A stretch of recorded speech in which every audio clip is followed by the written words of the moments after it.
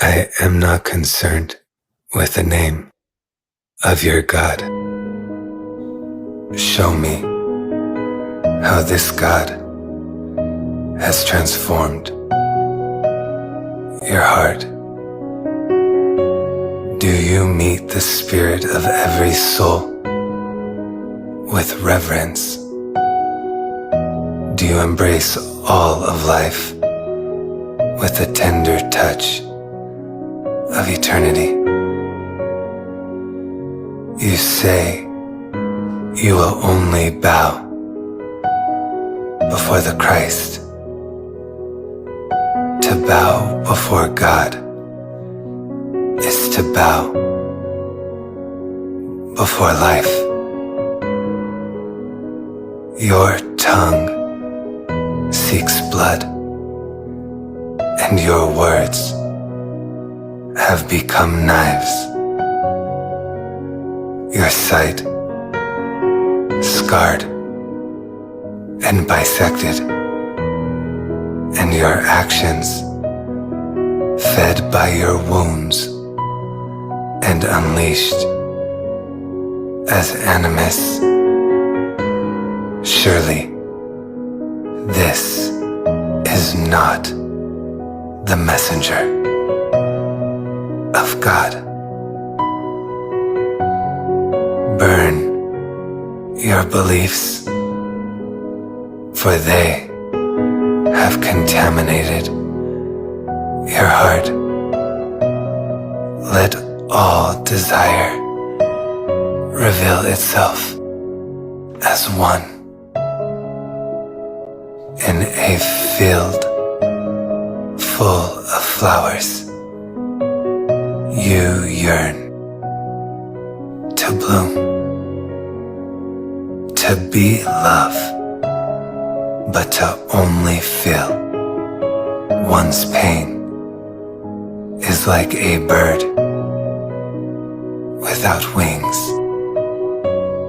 so afraid of the dark, so afraid to enter your heart. There is nothing in this world that will lead you back to God except for your pain. And then, like the monarch who meets the tears of those dead of filling, your breath will recede and your spirit will glimpse grace. Within the raptured heart and mind, the spirit becomes renewed in sight. You have not reached redemption until everything becomes God in your eyes.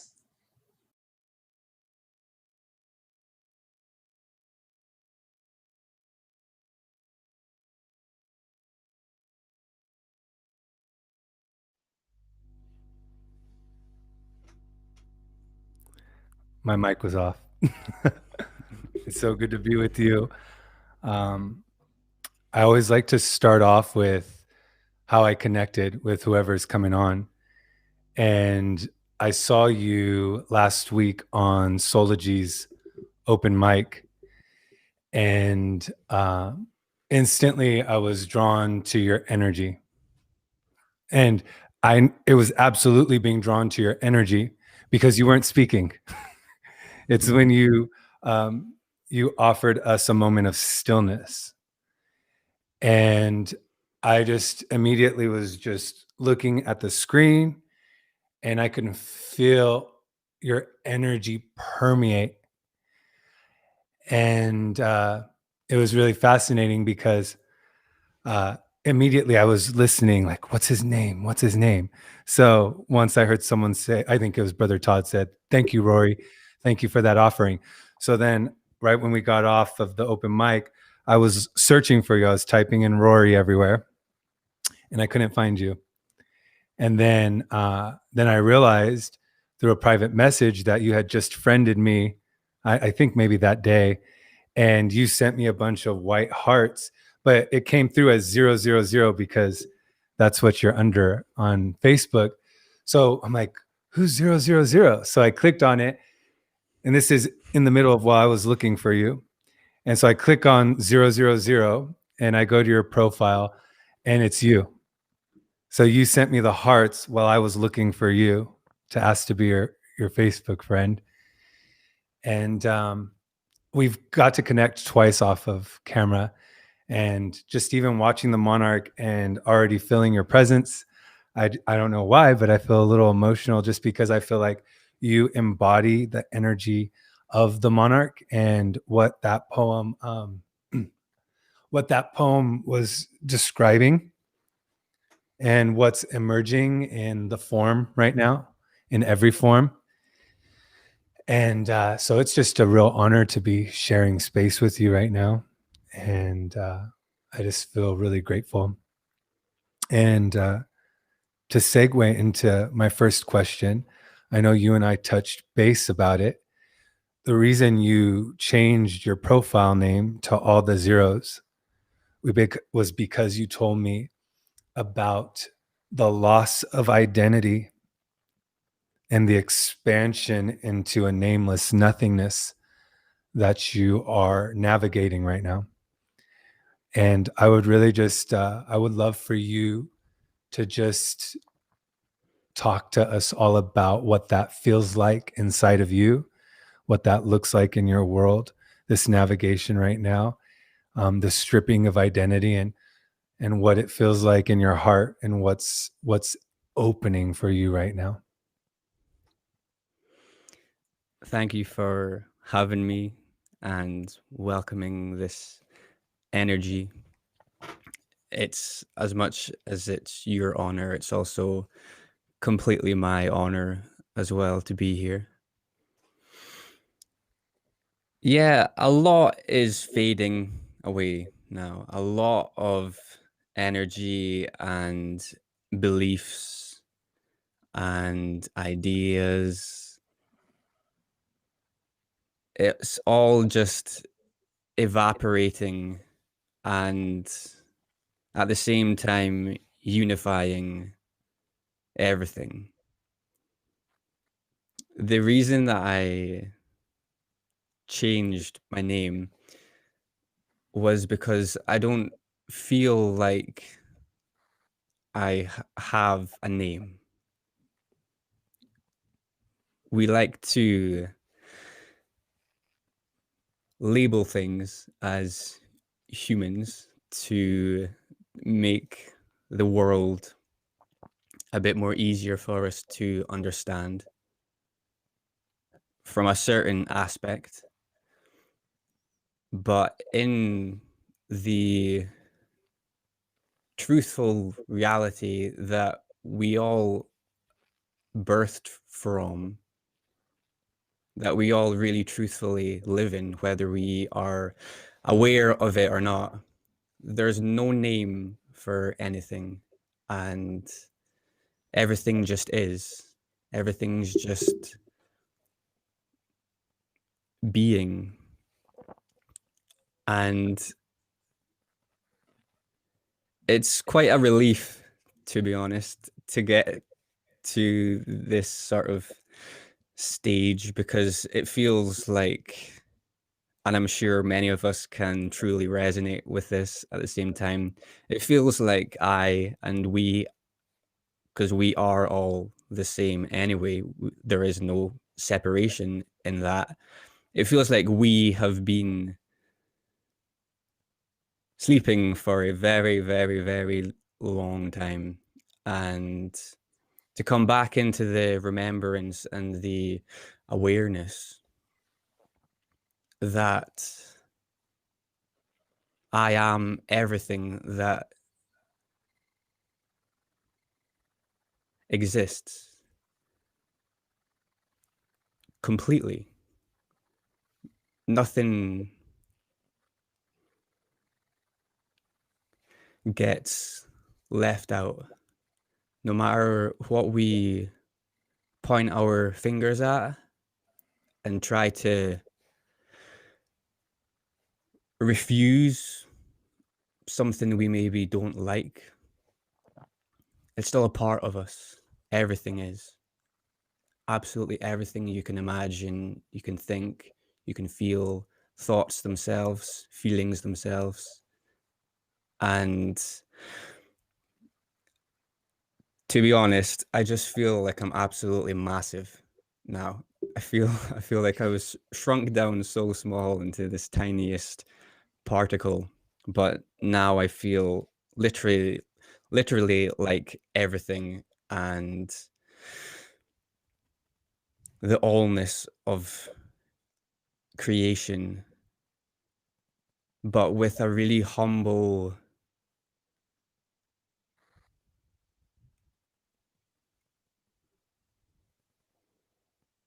awe, just completely humbled.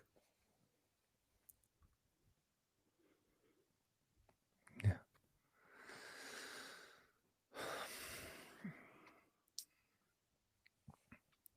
When you and I were talking the other day, you talked about one of the greatest gifts that you've experienced in this life was that you used to struggle with speech, that you had a stutter,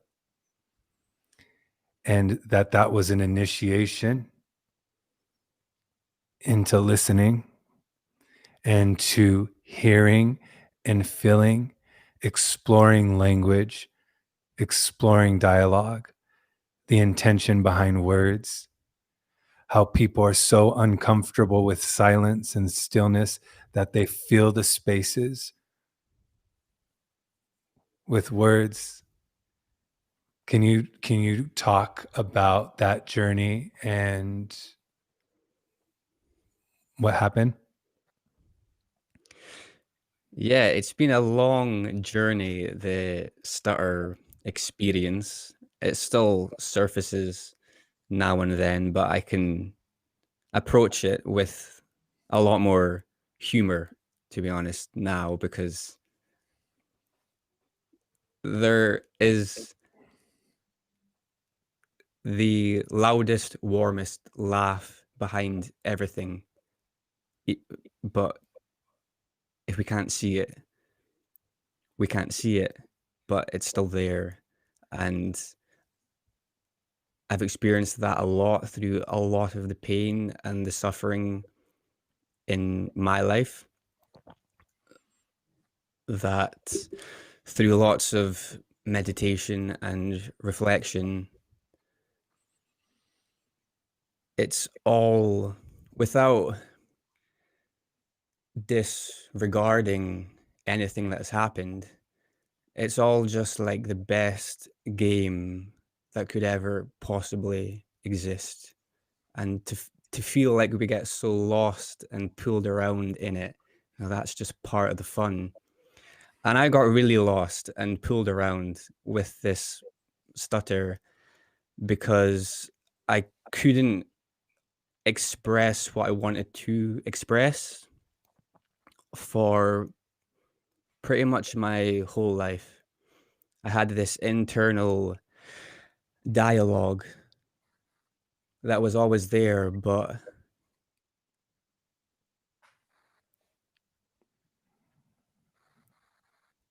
it never got the chance to actually come out because I had felt so shamed by the expressions that I wanted to express, that I just retreated so far that I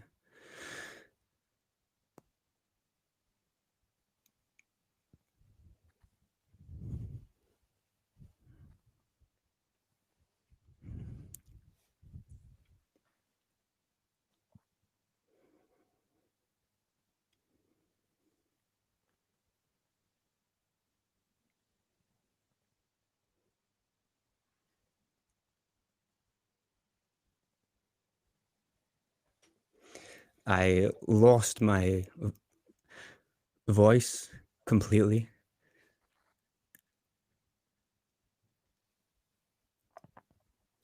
And this kind of perpetuated constant fear in my life of just trying to and wanting to express whatever I wanted to express. Because when I did want to speak or say something, if I was able to actually speak and release the words in the first place, there was a constant fear that something was wrong or that who I was just would somehow never be accepted. But through this, I learned how to listen to everything, absolutely everything. I started to really internalize a lot of my life, and so many what people might call gifts started to flourish. I started to feel energy so much more, and I became really sensitive to feeling emotions and vibrations and just intuiting what was happening in any situation that was happening. Because when I lost my voice, when you lose something, you find something else. And what I found in complete abundance. And I would never have found that if I didn't go through this experience. And I'm truly thankful that I have and still do experience this because it keeps me humble. If I didn't have this stutter, I would be a million miles down Egoville. I'd be all up in myself. I'd be feeling like I completely rule the roost because having a stutter taught me, and I learned from this, that you don't have to say everything that is inside of you. You don't have to say every thought that comes through you.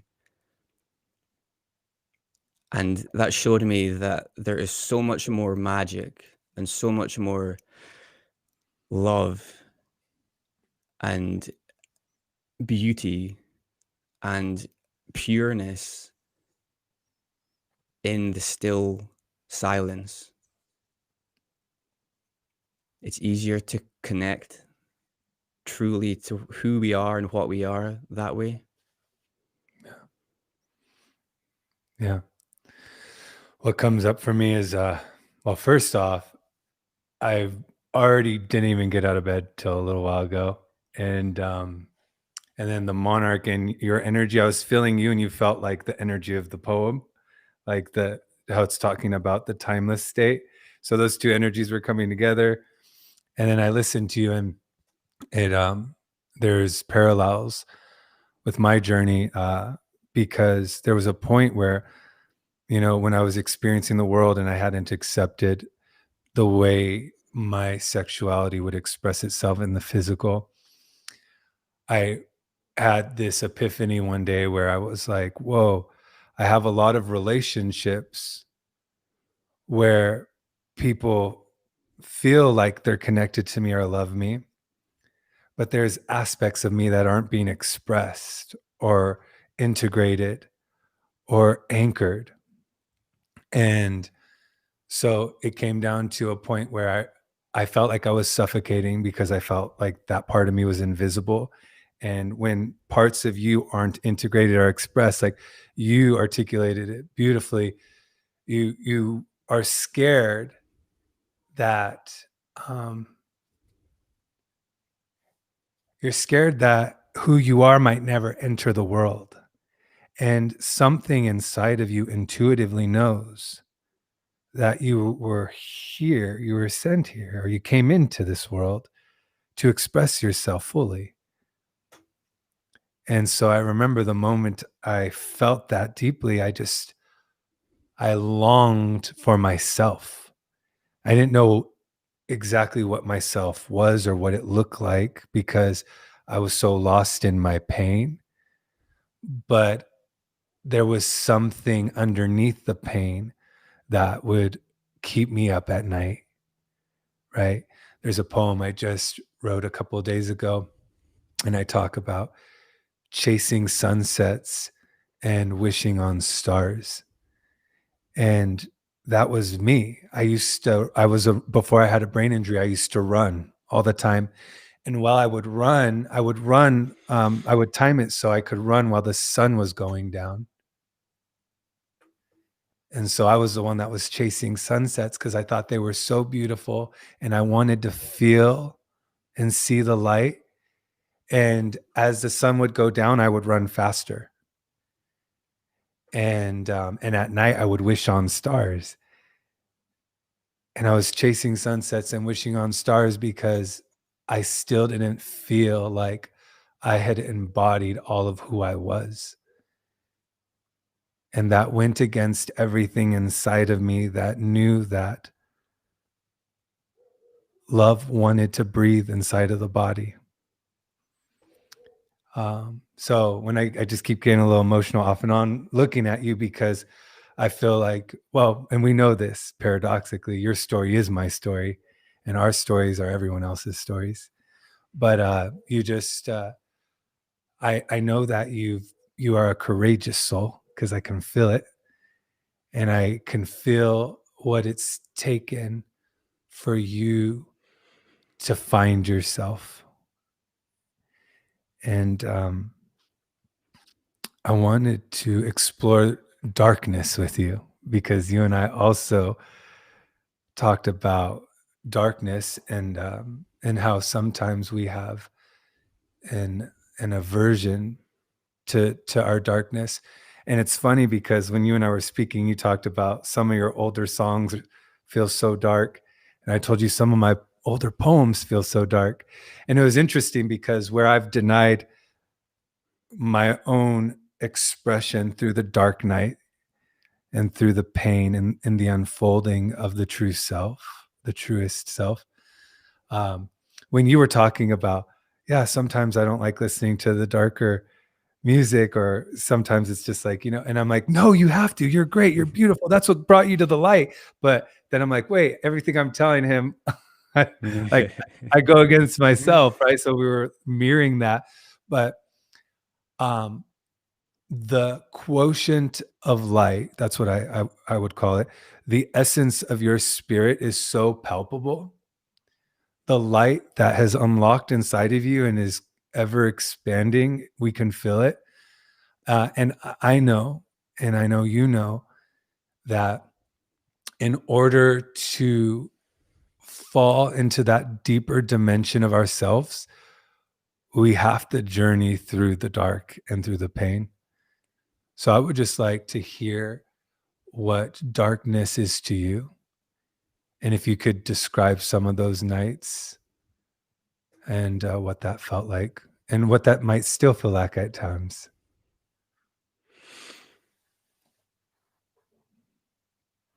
Well, we all somewhat relate to darkness in the same or a similar way with regard to negativity, pain, suffering, evil, demons, all this kind of thing that could go on and on and on. And it does, because I've went on and on and on and on down that path so far, in fact, not because I wanted to be evil, or I wanted to hurt anybody else.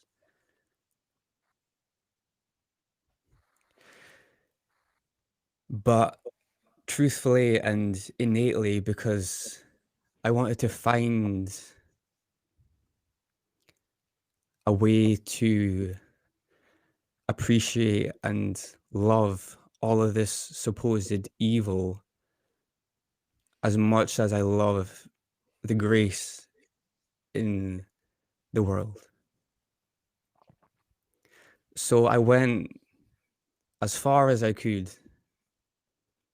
down these realms. I went into all these spaces.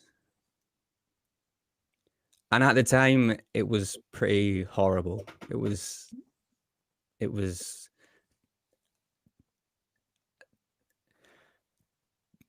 terrifying. It was scary.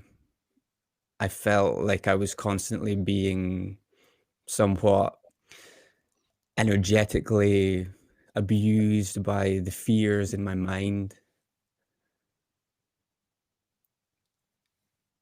But the whole time, there was never a moment where I completely succumbed to that stuff.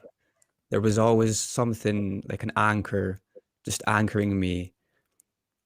And it made me realize no matter how far I or anybody actually ventures that way,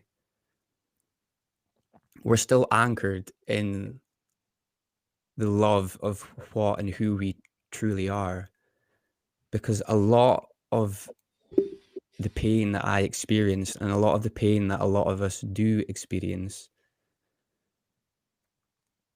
is because we're afraid to look at the infinite possibilities of everything that can exist. So there was a point in my life where I remember consciously saying to myself, I want to know more about the devil. I want to go in this place, not to become like this energy. I just want to know more about this, to be able to love this energy, this whoever, whatever this is, the demons, the devils, the hells, all of these places and spaces that so many of us are afraid to go for reasons that we're not really even fully aware of. It's just like a conditioning that there's so much evil in these places. Why would you want to go there? But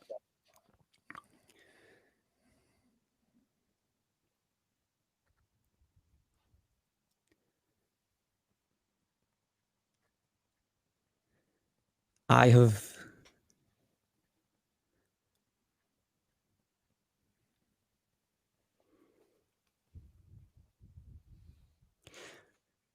almost learned more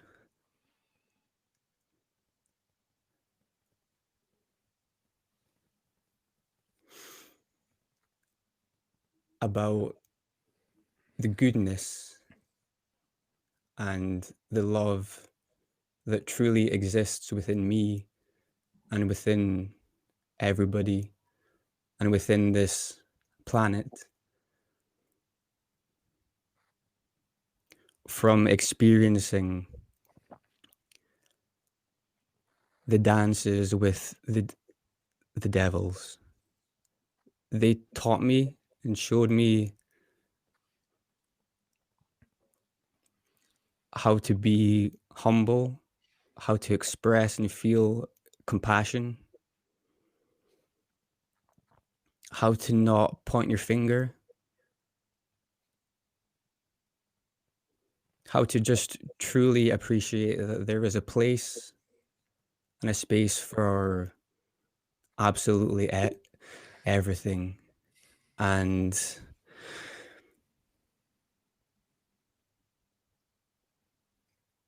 we can stand in the light all that we want, but if we turn away from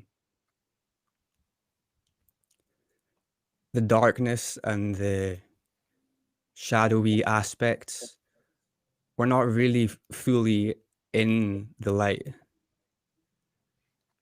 because that they are as much a part of me. I am them. That is a part of me. Everything is a part of me.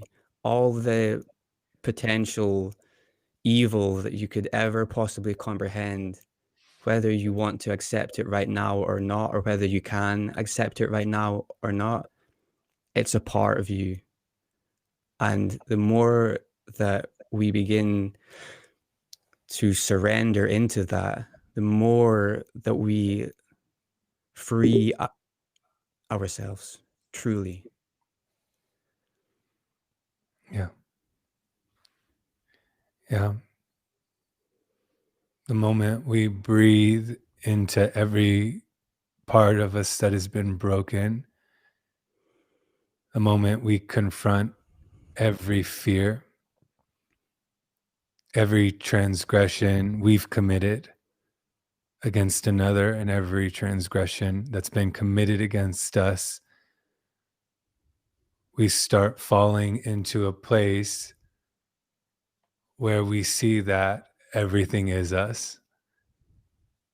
And as you start to fall into that place, grace begins to flower, and it begins to expand.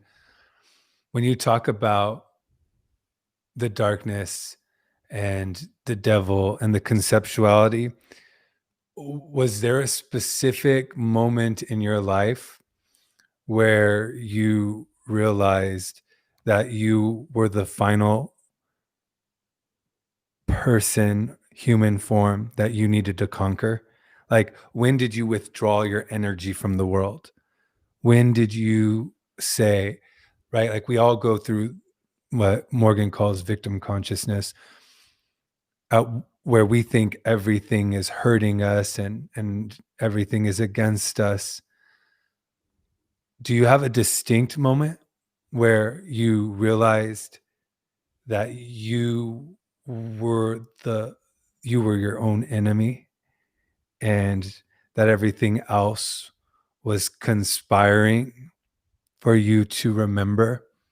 Or was it an ongoing progression where you started to pull your power back in and start looking inside?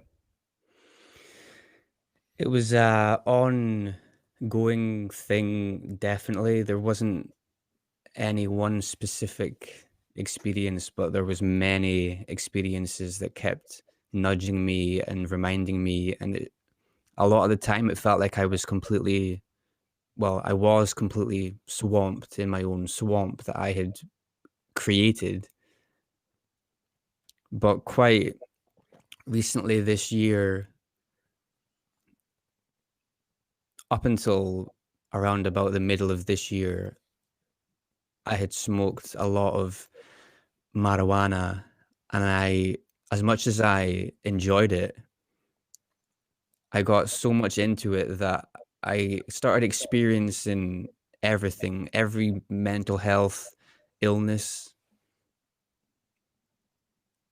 the schizophrenia, the paranoia, the fear, the anxiety. All of these energies are now my best friends, because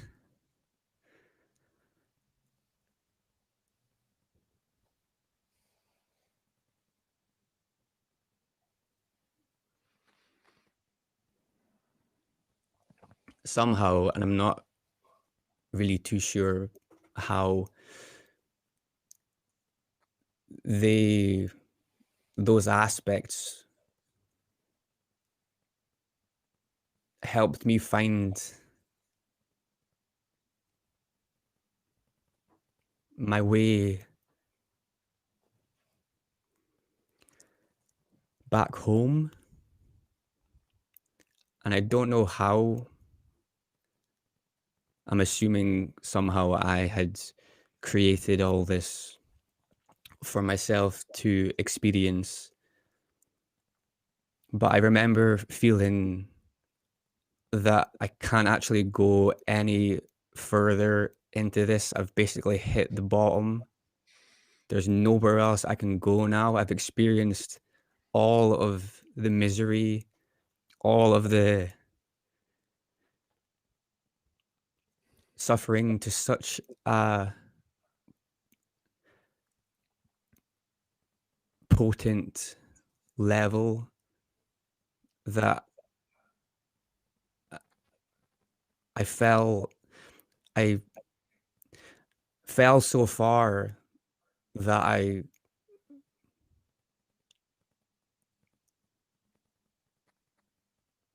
fell through into a new world where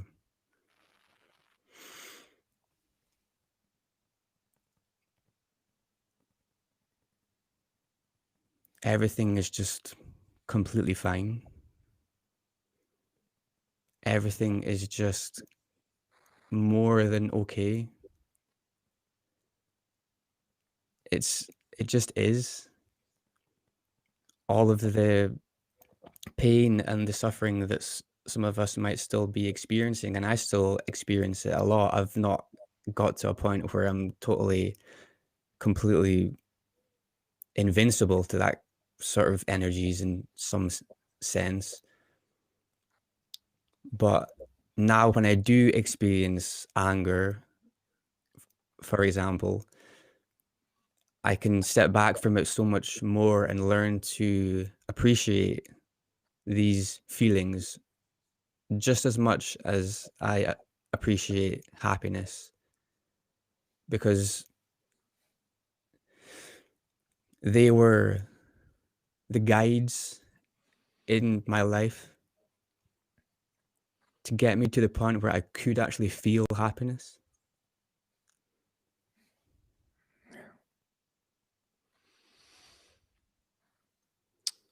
In one of the poems, there's a line that says, "For even in stillness, I hear song." And I know that you've entered that where you are hearing song in the pause. And something that the fear that lives inside of us is afraid of. It's afraid of everything going silent, because when everything goes silent, you don't immediately hear the music of eternity. You don't hear the eternal spirit when it first goes quiet. You hear your demons, thought and an emotion or energy. They carry frequency. These frequencies start to build in the psyche and the emotional field. And when we first move into stillness, all of that energy that's been held and is dormant starts to open, right? But it's opening because our awareness is expanding. And when it acknowledges, it turns into a corridor. Stillness turns into a corridor back to eternity. But first, we have to enter the screams. When I had the brain injury, I reached a point where I no longer wanted to live. And I actually told my family that I couldn't do it anymore, that I had fought for 11 months and I was in excruciating pain. It felt like someone was taking a sledgehammer to my skull 24/7. I had vertigo 24/7, dizziness, migraines. And so after 11 months, I came down and I told my family, I love you guys. And the only reason I've continued to do this and to fight is because I love you guys. But I don't really feel like I can continue to do this because the pain's just too excruciating. And I remember my dad and my family, they're just amazing. My dad told my mom, take them somewhere, go get him his favorite food, go get him his favorite dessert, go take him. And so my mom ended up taking me to San Diego, and there's these beautiful small like bungalows that are out on the pier at the very far end of the pier where the ocean waves are crashing and your bungalows and the pier is moving throughout the night. I didn't realize, but that night it was a full moon. And before I started exploring, you know, energy and numerology and astrology, and before I got into that, my reference points were inside. Usually, inside something unlocks, and then I look for something outside to affirm what the internal experience is. So I didn't know much about the energetic portals or what was happening. I was having full on reactions to them, but I didn't know what that all meant. I didn't have language for it. So I went to, my mom took me, she got me my favorite dinner. I took one bite, I couldn't eat it. She got me ice cream, I couldn't eat it. And I swear to you, I cried for like 15 hours straight. And my mom was holding me in this bungalow. She was holding me and she was just like rubbing my hair, saying, "Ugh." She was saying that everything was going to be okay. And I was in so much pain that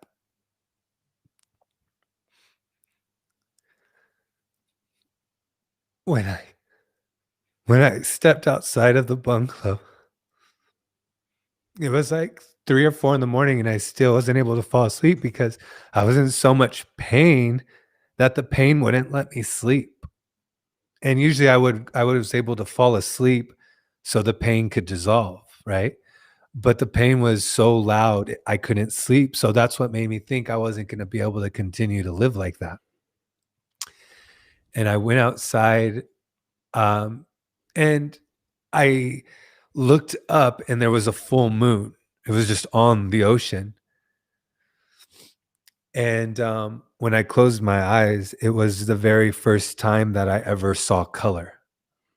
I closed my eyes and I saw purple emanating from the center of my forehead. And I can honestly say that my mom was what got me through the night. But when I saw the color emanate, I had never seen colors. I ended up I was working with neurologists and different people from the brain injury. And I went to the neurologist and I said, I have a new symptom from the brain injury. I'm starting to see color. And he was just like, I don't know what that means. Like, that's not a injury symptom. So then I was telling one of my friends, and she sent me and she said, Michael, I think you're starting to see energy. And that created an opening where I'm like, maybe something deeper is happening. Maybe I'm not going crazy. Maybe I'm meant to stay here. And then I ended up finding out everything started opening. That's when the poetry started pouring in. I started seeing more colors. I started having some transrational experiences.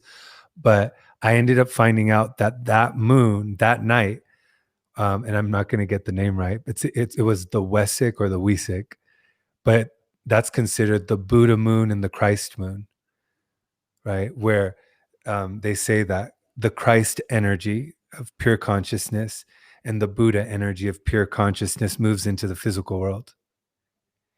And that was my initiation. That was the night of my dark night.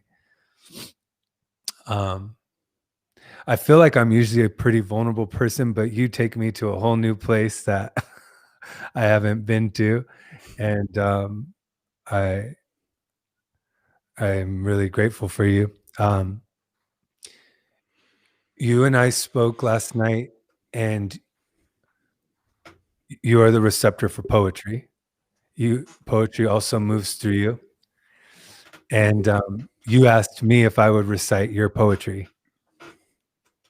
because you said that you wanted to do it justice.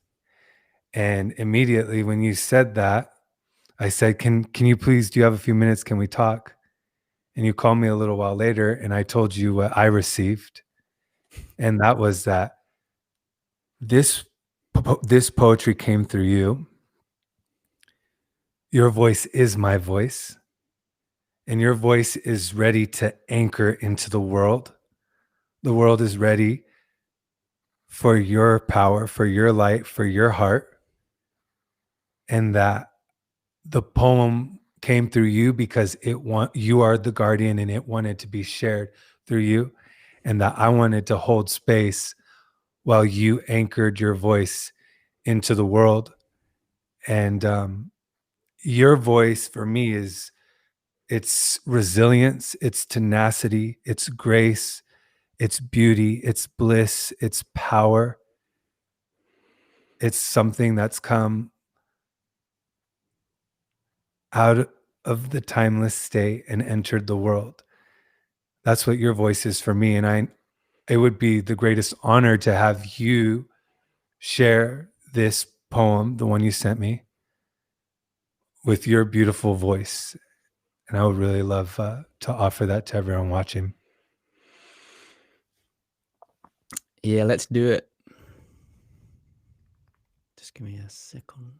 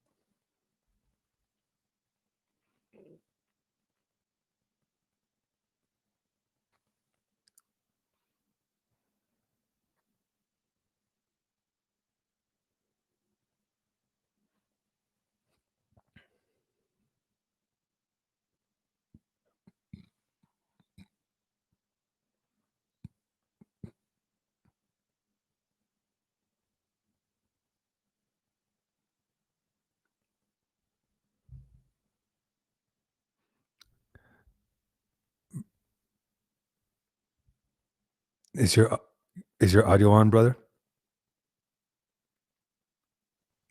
Hello.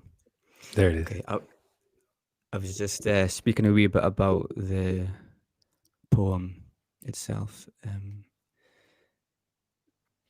This poem,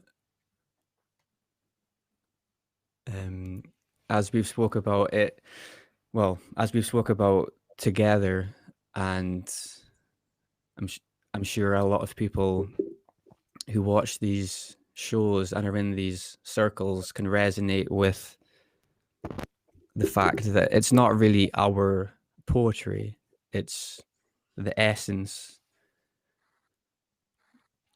of, it's the essence of it that is the real truth. It came through me inspired by the appreciation that found me recently towards complete love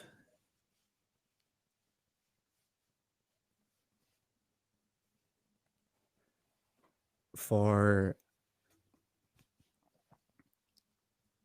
being able to actually be here and to experience this wonderfully wild ride, and also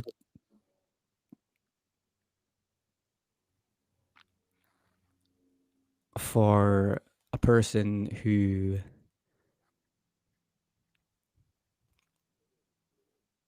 essentially unlocked this within me. So it's technically a collaboration. But enough of that. I think I'm just resisting reading it. All right. I don't want to do anything else anymore.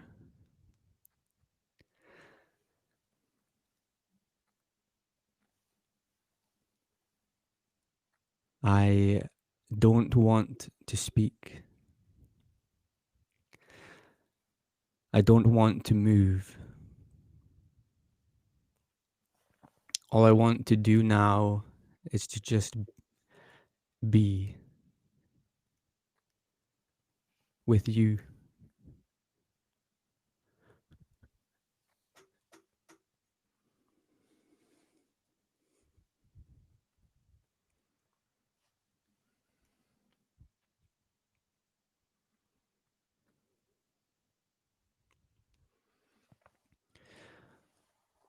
All I need to do now is to just sit and bathe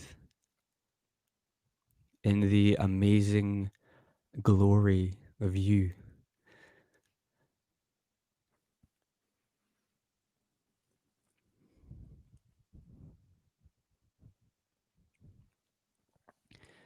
Eternal you.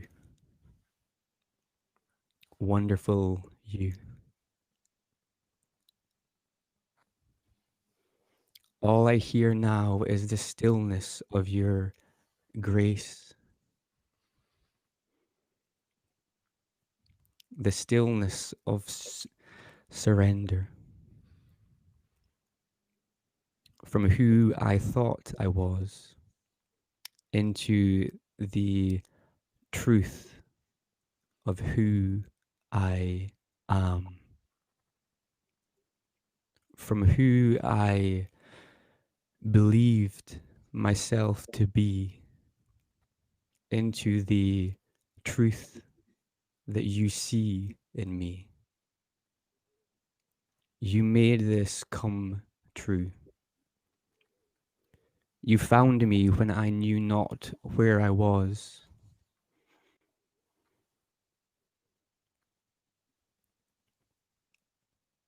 You saw me when I could not see myself.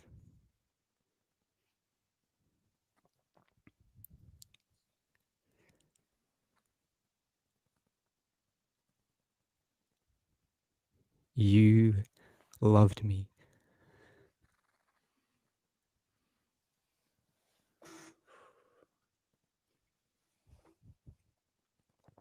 When I forgot where my own love went. And all this time, I never even knew you were there.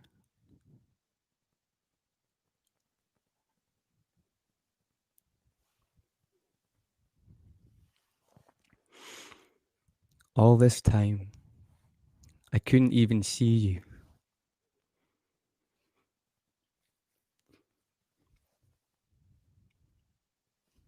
And yet, all this time, you were always there.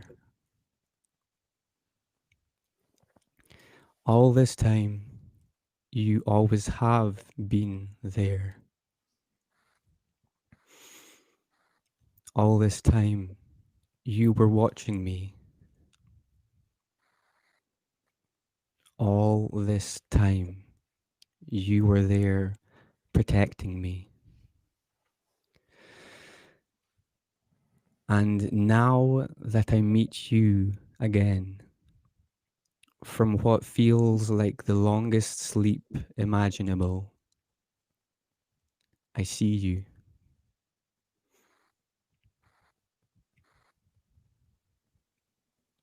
And you see me. I have died and been reborn back into a form that knows only true love. Your beauty bowls me over so. Your smile with the power to birth an entire galaxy of golden stars.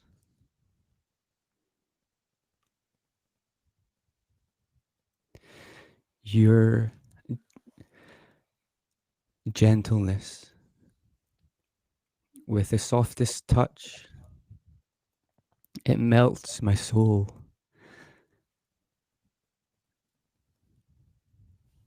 your voice vibrating with complete perfection. And yet I haven't even touched you.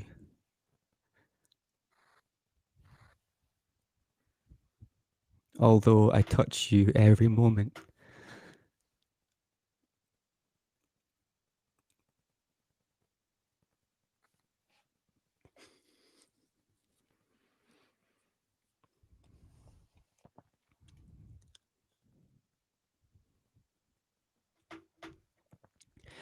I haven't even seen you. And yet I see all of you. I haven't even held you. And yet when I lay in bed every night, you are there with me. I hear you like your entire being is constantly bursting with singing butterflies. I feel you like your heart is in mine. I feel you like your heart is mine. Together, forever, synchronized.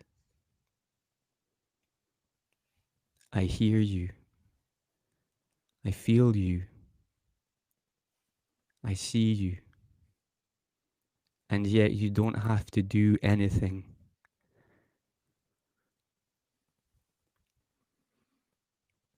Just you being you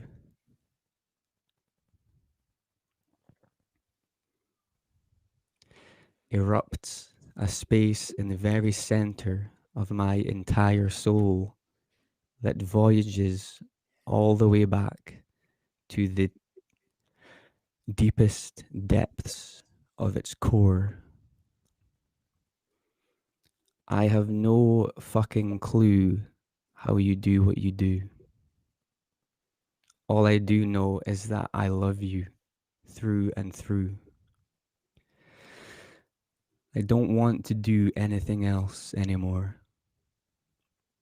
All I want to do now is bathe in the sacredness of you. All I need to do now is write poems about the wholesome, eternal, ethereal love that is you.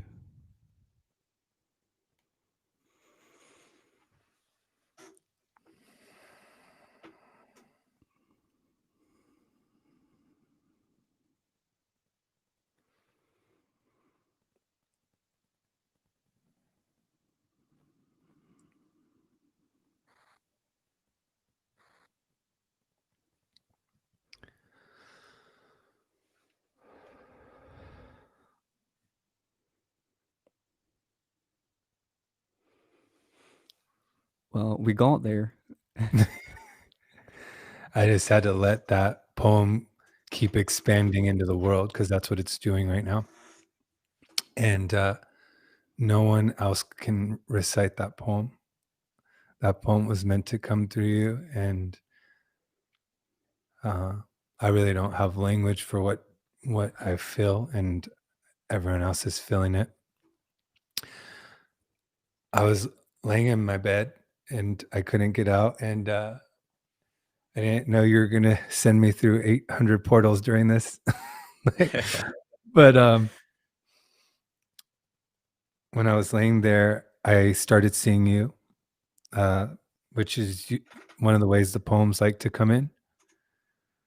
And the image I got was you just staying like statuesque, like just staring at the sky, and your hand was extended out, and then the sun was reaching your hand and the light became a hand. And what the vision showed me was that the sun was touching your face, but then once the light became a hand and your hand extended, you were touching your own face as the sun. And so throughout the whole vision, you were just still, and everything around you started to create itself. And the poem came through. And so I would like to share what the poem wanted us all to know about you. I saw a light burning from outside of me. I saw eyes that led me through every heart that has ever lived. I saw something both empty and full, something in time, but endless. I saw something that lives in the stars, the oceans. I saw the sun touching his face. I saw him touching the face of himself. As he gazed into the sky, he disappeared. A light that dwells in everything. A love that dreams of dancing with itself. Rory, you were the light that I saw. You are love.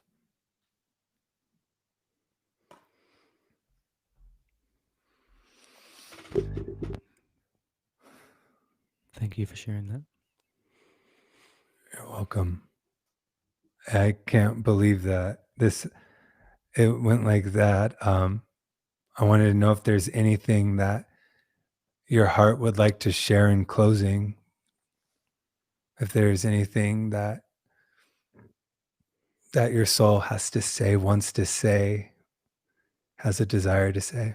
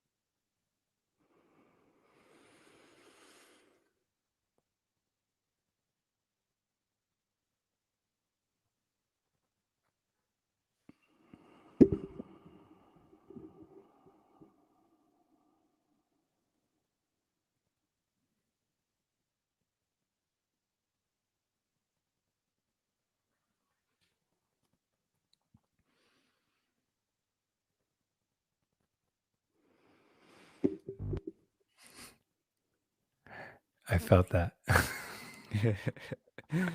I felt as you were gifting us that, I felt everything in my head was like, um, that was one of the things that drew me to you. We are entering a new way of being. One of my favorite books is called Stillness Speaks. And I love how whenever you enter, wherever you enter, you bring everybody with you into where you now reside. This is just for me the beginning of a beautiful connection, and I just can't wait to continue to journey with you. And everyone on here, thanks for joining us. Please, Rory's under capital. You could find it on the post. It's all zeros. Let's journey with him. He's beautiful. You felt it, you experienced it. And I just want to thank everyone for joining us and for all the love. And yeah, it's truly an honor and a joy. I love you, brother, and I'll be talking to you soon.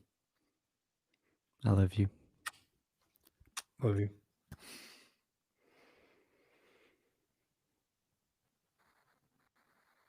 The very nature of politics is dichotomous. Its purpose is to enslave. The intention of this system is to create an emotional attachment through a false sense of self, programmed through thought and bound by energy. Affliction comes by way of pain, antithetical to conviction, who is conjoined with peace. The substantial embodiment of our spirit leads to an unequivocal remembrance, a mental and emotional reframing. We have always been, and we will always be. The nature of the spirit is love. Love is the eternal essence of all, and love can only love. The conservative and liberal programmed against one another, the white programmed to see themselves as separate from the black programmed to see themselves as separate from the white, the Christian, the Mormon, the Muslim, programmed to see themselves as separate from the gay, the Muslim programmed against the Christian, and the Christian programmed against the Muslim. There is too much noise.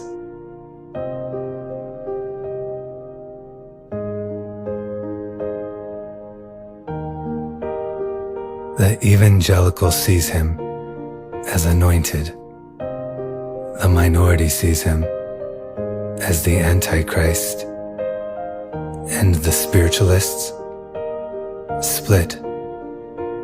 The illusion of separation playing out everywhere and in everything. Now, let us all ask ourselves, who am I?